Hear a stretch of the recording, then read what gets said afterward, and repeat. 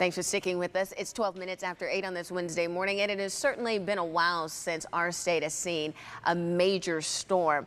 Many of us have wondered, is our own insurance coverage enough? Well, here with everything you need to know is financial fresh start author and common sense lawyer Sherry Olafson. Thank you for being here with us this morning once again.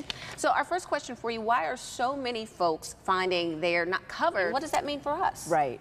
Well, the big problem with Sandy is that most of that damage was caused by flooding, and we know that most homeowners policies do not cover flooding. In fact, traditionally, historically, the only folks who are required by law and therefore are even aware of flood insurance are folks who live in high-risk flood zones and who have a mortgage. But the problem is that these storms and other natural disasters, hurricanes, tornadoes, all those things, are hitting with more and more frequency and in locations where they never really hit before, but there are billions of dollars that are not covered, which means that we're picking up the tab as taxpayers through FEMA.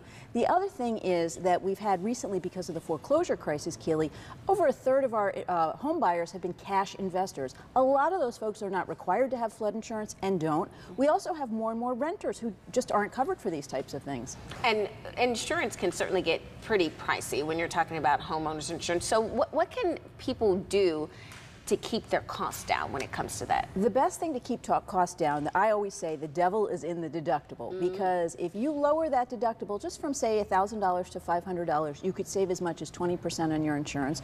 You also want to make sure that the coverages you have are actually coverages that you need. You want to take advantage of all those opportunities to mitigate your losses with impact windows and those kind of things that will discount your policy. Credit score also, I'm sorry to say, is going to impact your premium, and then consolidating those policies can save you about 30%. Now, there's always lessons to be learned from really everything in life, but certainly something like this. So since we hear of instances like this when people have coverage, even when they have coverage, insurance companies aren't paying for this. People feel like, I have insurance, that's what I pay you for every month or every 6 months. You should be able to take care of this. But what can we learn from situations like this? Well, one of the things that's being discussed is the possibility of national disaster insurance like this, just like we have the national flood insurance policies, disaster insurance to cover these kinds of things, because folks just don't know what to expect, they don't know what to ask, and they don't find out until the storm hits. So, for example, you want to make sure that your coverages amounts are adequate. The average flood policy, for example, only covers $250 for your building, $100,000 for contents. The other thing is you want to know the difference between replacement cost and actual cost, because if you're only getting paid the cash value of your items, it's just not going to be enough to replace it. And then the last thing is that it's the actual adjusters in the field that determine causes. And a lot of these policies say, even if the cause is covered by your policy, if there was another cause that happened concurrently with that, we don't have to pay you. And the computer programs are paying you based on what they call the local cost to make these repairs, which sometimes just are not in line with what the real life costs are.